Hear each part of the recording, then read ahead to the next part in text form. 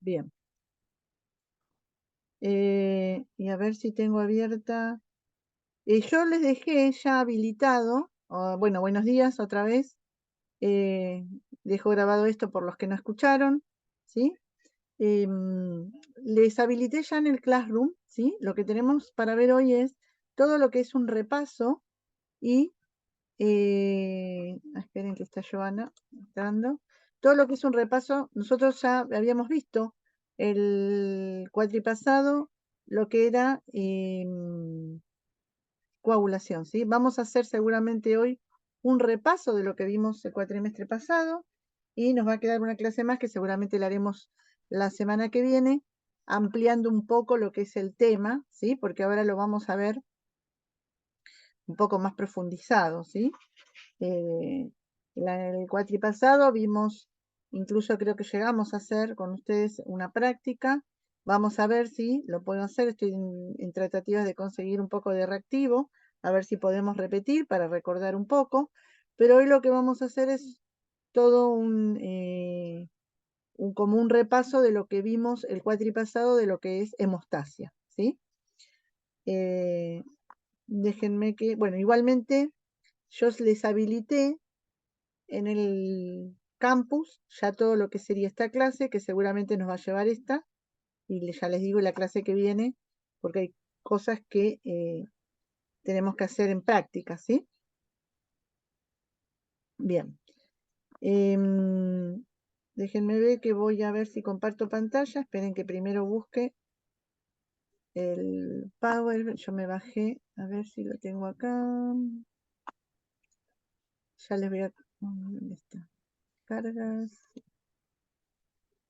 Me bajé la clase. Mi compu está media, como saben, cosa analítica. A ver ahí.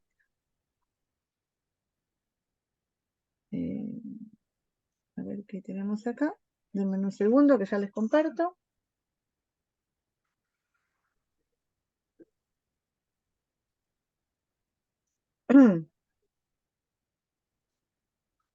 Bueno, aguántenme en un cacho que mi compu anda media para abrir los archivos.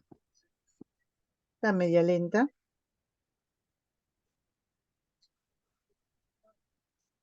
Los tendría que haber abierto, pero bueno.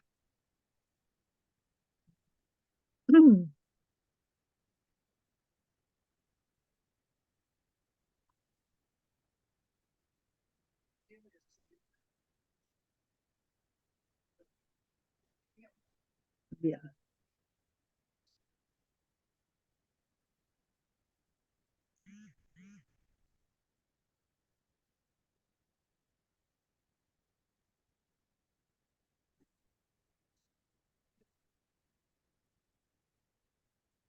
Listo, denme un segundo que ya estamos acá. Piripipipim. Ya les comparto, ¿eh? Está medio lenta mi compu.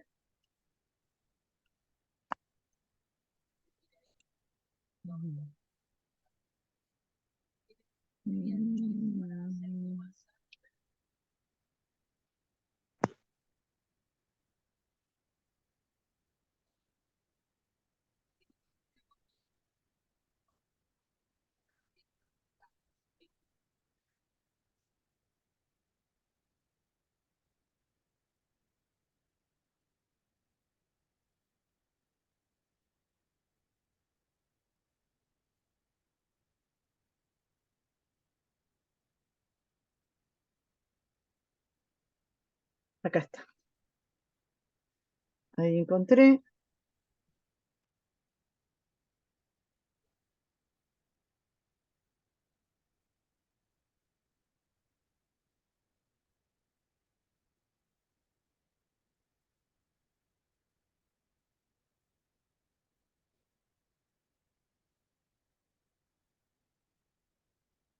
Bien. Ahí les comparto pantalla que pude abrir el PowerPoint. Vamos a hacer el repaso entonces que les decía, ¿sí? ¿Se acuerdan? ¿Sí? Bien, ahí calculo yo que ahí pueden ver todos. Cualquier cosa me dicen, ¿sí? Ahí a mí me parece que ustedes pueden ver la pantalla. Esto creo que está en lo que yo les habilité en el campus. Es un paper de lo que es hemostasia, que ahora lo vamos a ver un poco. ¿Mm? Y vamos a repasar, ¿se acuerdan que dentro de lo que es la hemostasia, qué es la hemostasia? Bueno, era el conjunto de mecanismos que lo que hacen es mantener de alguna manera fluida la sangre, ¿sí? Sabemos que la sangre tiene una viscosidad que la da los elementos que componen la sangre, sobre todo las células, y esa fluidez a veces puede pasar que, sobre todo en lo que es una lesión, sabemos que hay ciertos factores que van a comenzar, como por ejemplo, es un mecanismo ante la lesión vascular que va a reaccionar para que si en caso de que esa lesión sea, por ejemplo, una herida, no haya una hemorragia, ¿sí?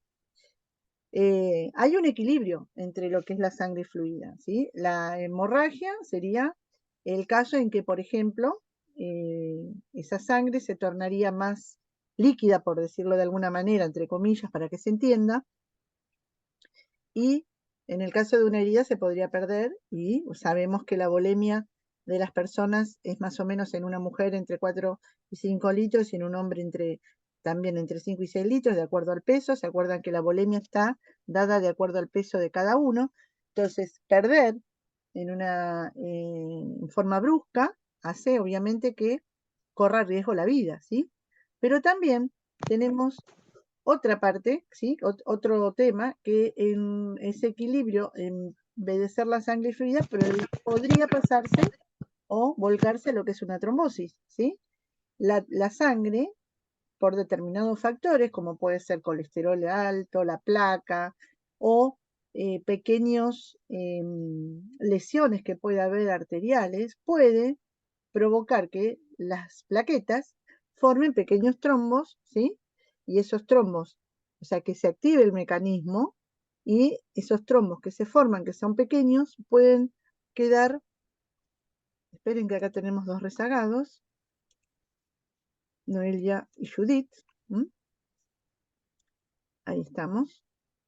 Bien, podemos pasar ¿qué puede pasar entonces? Que el trombo lo que haga y que lo que ocasione es una obstrucción, y bueno, obviamente esa obstrucción lo que puede traer es eh, que ese trombo pueda ir al cerebro, ocasionando una ACV, puede ir a los pulmones, ocasionando un tromboembolismo pulmonar, puede ir a alguna arteria, una vena sobre todo unas de las arterias que lleguen a las piernas, a los miembros inferiores, provocando una trombosis, ¿sí? Que es, bueno, y para esto es necesario de esta manera que la sangre vuelva a su fluidez o se le dé algún compuesto en donde mantenga la fluidez, ¿sí?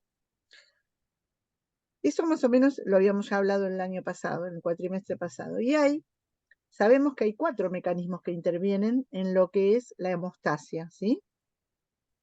Y que la hemostasia se podía clasificar en lo que era hemostasia primaria y hemostasia secundaria.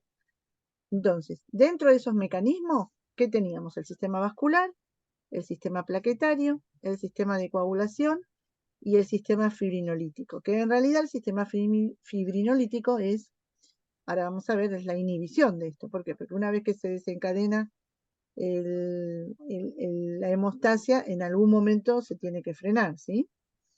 Bien, el sistema, bueno, y podemos dividir de acuerdo a estos pasos, ¿sí? De acuerdo, se puede dividir en lo que es hemostasia primaria y hemostasia secundaria. ¿Qué entra dentro de la hemostasia primaria? ¿Sí? Dentro de la hemostasia primaria, vamos a ver si, esperen que esto se me pone arriba y no los puedo, a ver si sigue el PowerPoint. ¿Por qué no me queda? A ver, no me deja, ahí está, a ver.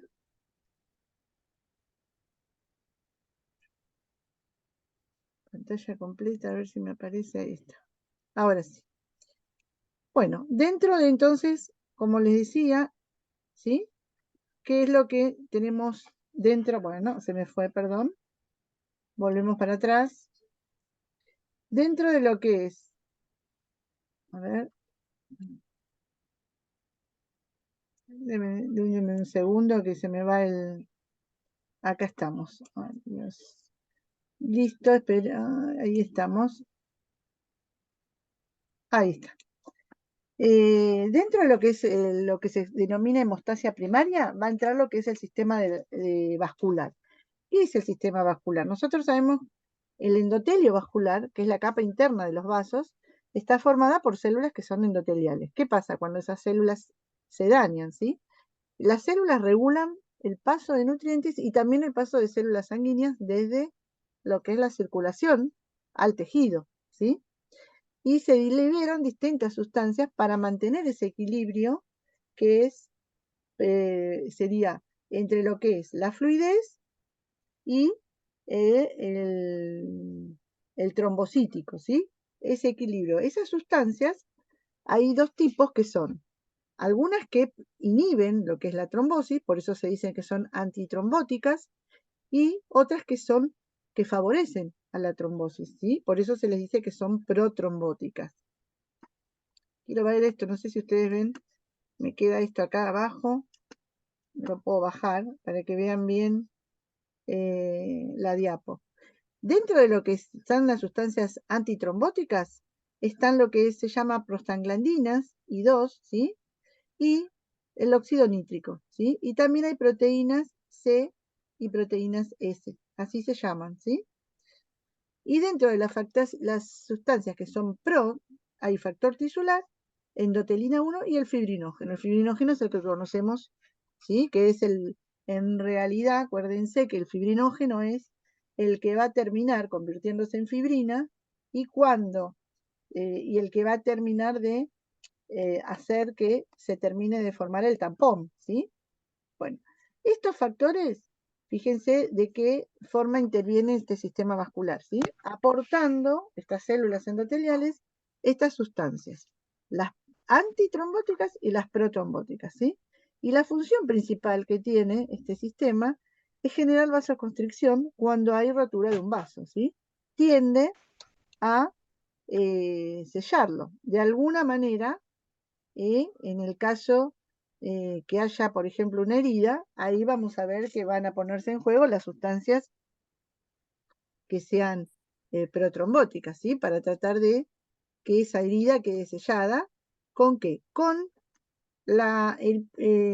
además, recuerden que son 4 sistemas los que intervienen y si bien nosotros lo tenemos que ver por separado, los 4 sistemas actúan en conjunto, ¿sí? Al mismo tiempo. Entonces, por ahí es medio difícil entenderlo porque los estudiamos por separado, pero en realidad todo esto se produce con diferencias de segundos y está todo concatenado, ¿sí? No es que pasa algo y pasa un tiempo, no. Prácticamente la coagulación es instantánea y todos los factores trabajan al mismo tiempo, pero cada uno desde su posición, ¿sí? El sistema plaquetario también interviene dentro de la hemostasia primaria. ¿Y qué era? Las plaquetas, fragmentos celulares, el origen es de la célula, acuérdense que dentro de lo que es la hematopoiesis, esa célula madre tenía un camino en donde se terminaba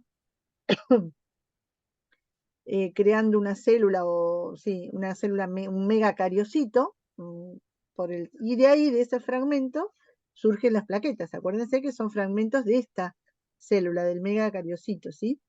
Y la función principal que tenían las plaquetas, ¿cuál era? La de formar el tapón plaquetario, ¿sí? Se iban a agregar, ¿sí? Se iban a poner una al lado de otra, y forman lo que es el tapón plaquetario. Fíjense, las plaquetas también favorecen a la hemostasia, son indispensables para la coagulación. ¿Por qué? Porque van a ser los ladrillitos, para decirlo de alguna manera más simple, que se van a poner unos a otros, ¿sí? Y van a hacer ese tapón, van a formar ese tapón para lograr después dar tiempo a que el tejido vuelva. Estamos hablando de una herida, ¿no? Ojo que esto puede ser una herida, perdón, externa o también puede ser una herida interna. ¿Por qué? Porque cuando hay un infarto, por ejemplo, hay un daño, hay una herida en el corazón, ¿sí? Y esto también favorece a que se forme el trombo y se forme esa herida, se intente sanar, ¿sí?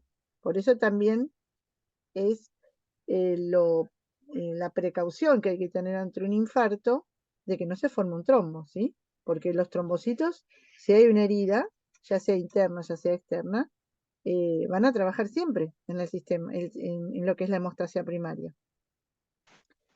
Bueno, fíjense que los valores de referencia son de 150.000, ahora ya nos tenemos que ir acordando los valores normales, ¿sí? A 400.000. En el caso de que haya una disminución, hay lo que llamamos trombocitopenia, ¿sí? La sangre tarda más en coagular. Y en el caso de que haya un aumento grande, ¿sí?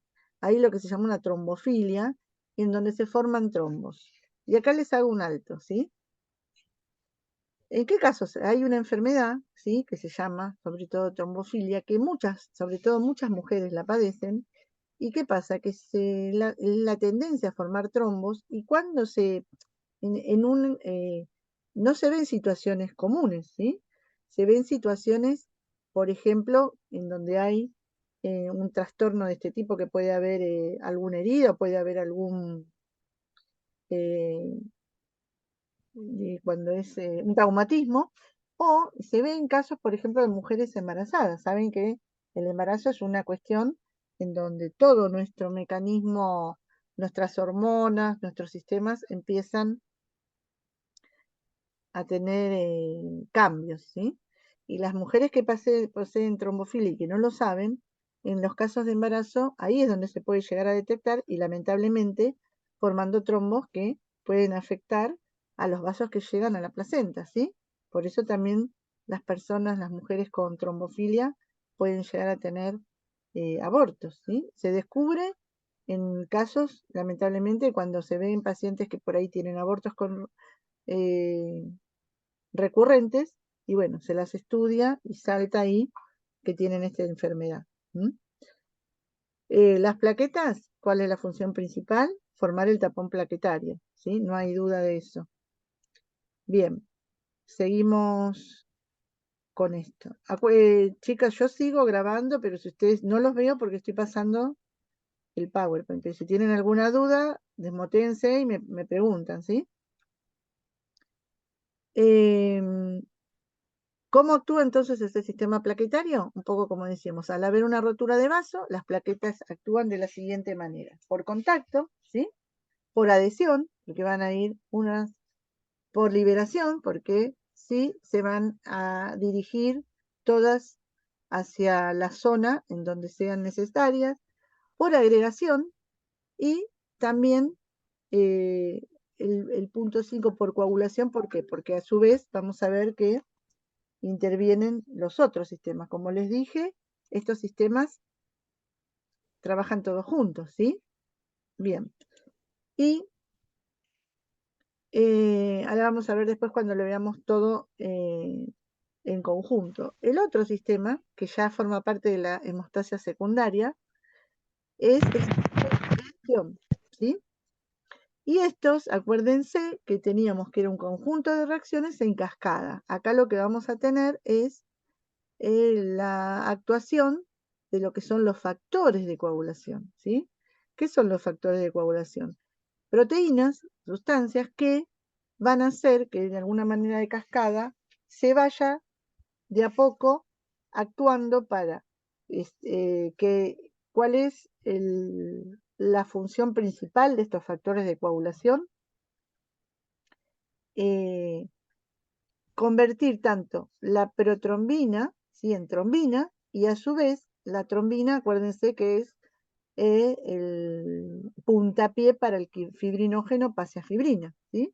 Porque en realidad lo que va a terminar de cumplir y de sellar todo lo que es lo que va a ser el cemento de esas plaquetas que se van agregando, se van adhiriendo, va a ser la fibrina, ¿sí?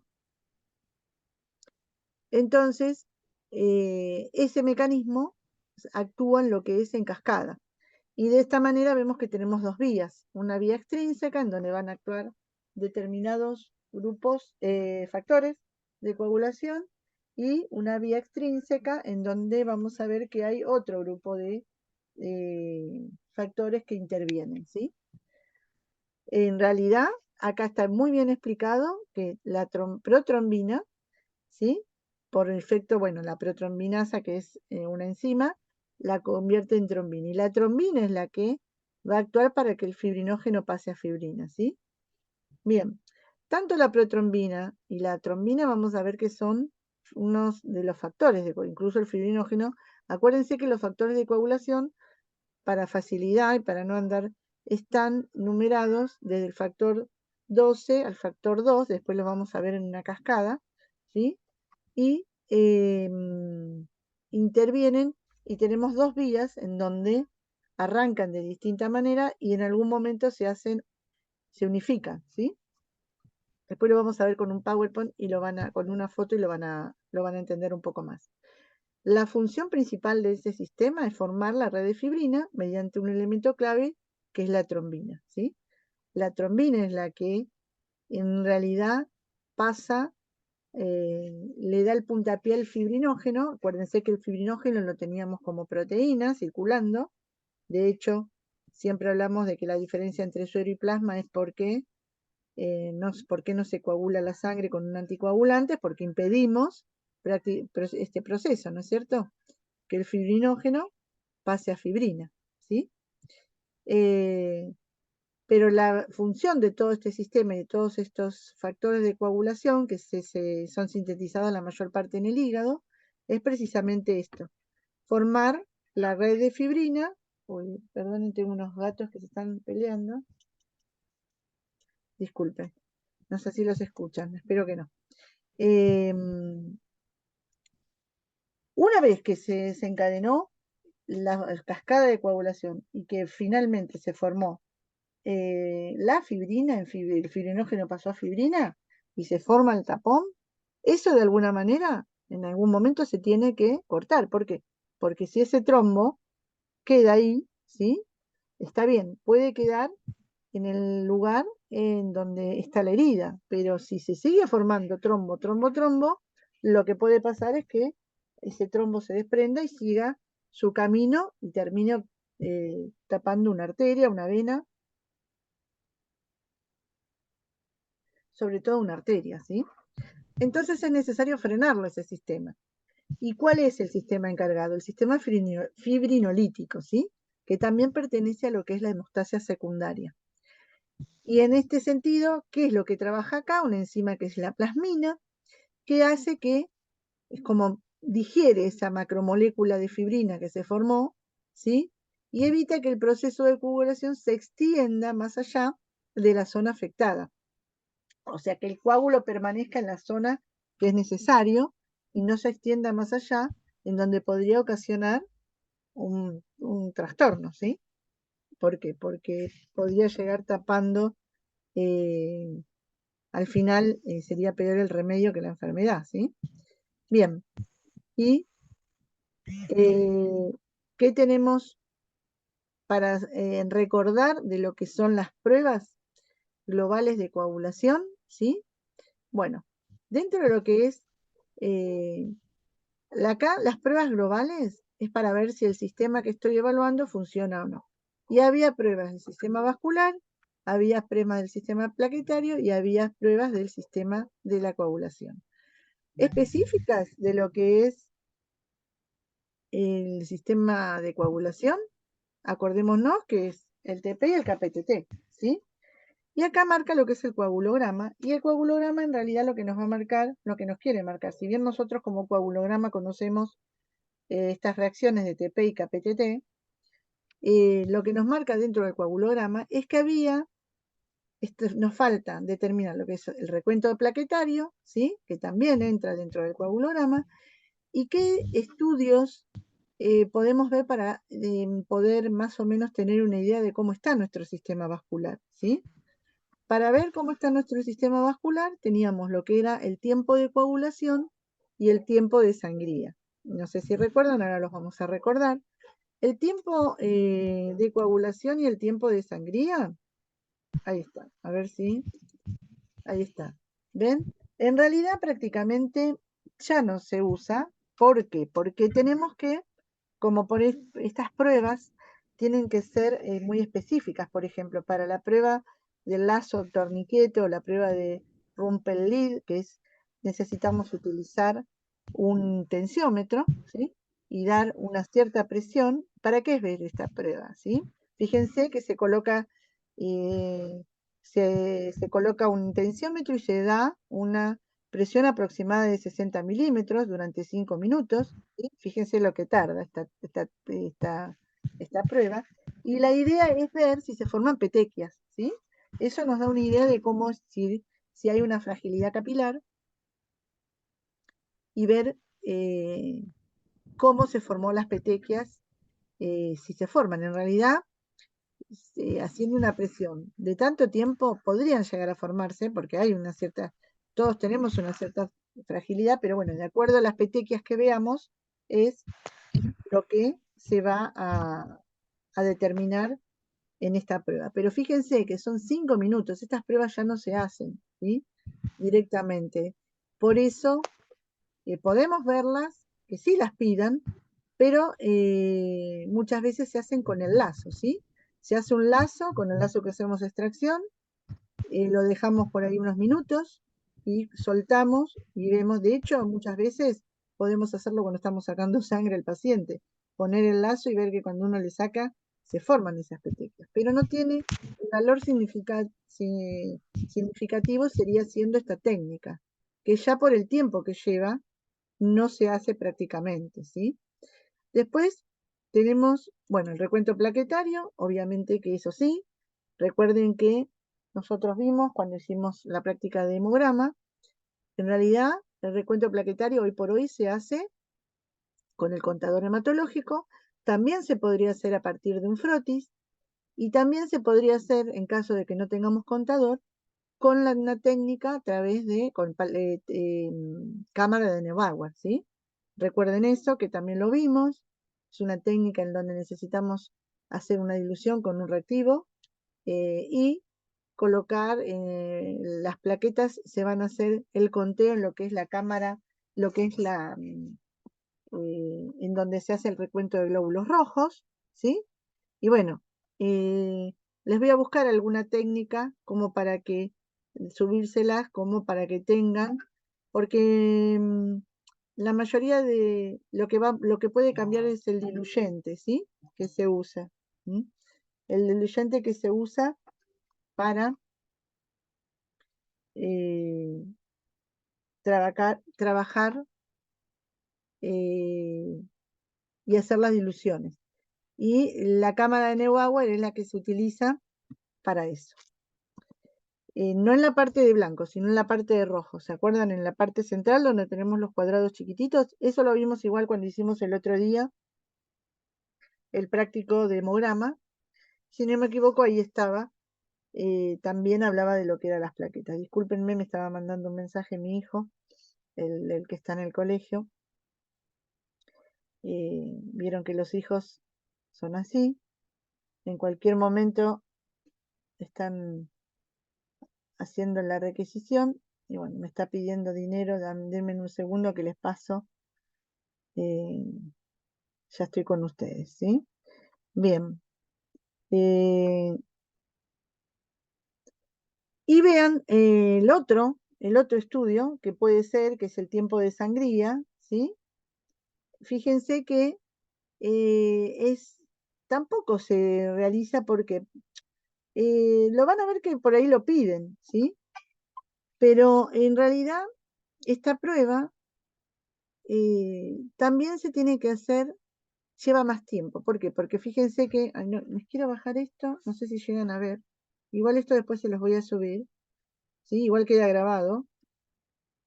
Lo que se hace en esta prueba se evalúa la función plaquetaria global, ¿sí? ¿Cómo? Haciendo una pinchazo, una incisión en la oreja, ¿sí? Con una lanceta o una 21G, se larga el cronómetro y se espera y cada 30 segundos lo que vamos a hacer es secar la gotita que caiga, ¿sí? Despacito, sin apoyarla, apoyándola en la gota en realidad, no en la oreja, y se va a cronometrar hasta el momento en que se deja, hasta que para de sangrar sangre, para de sangrar.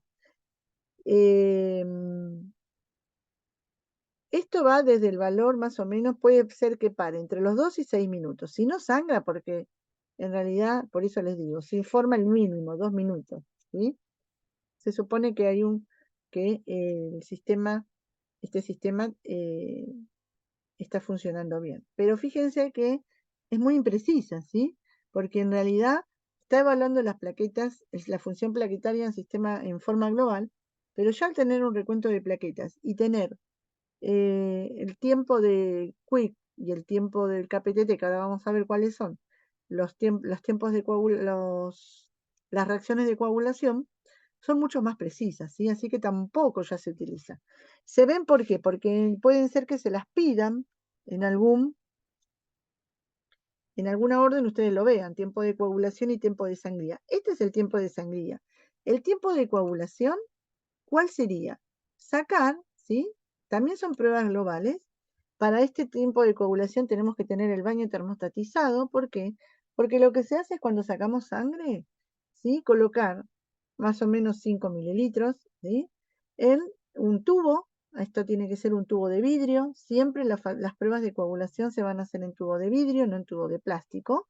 En el tubo de plástico solamente recolectamos la muestra, pero no procesamos los estudios en tubos de plástico. Primero porque no se ven bien y después porque el contacto que tiene es distinto, ¿sí?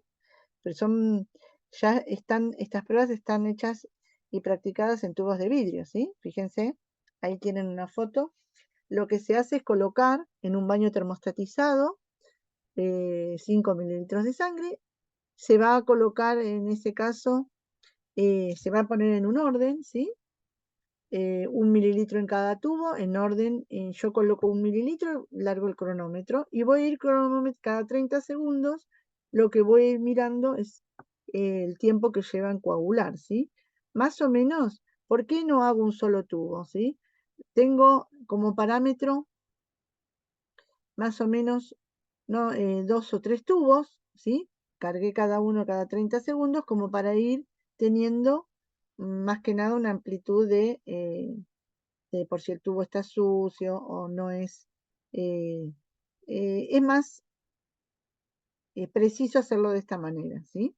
Se repite esto, lo que se hace es, se va viendo el tiempo que tardan entre coagular, entre el primer tubo y el último, la mayoría de las veces entre 8 y 11 segundos.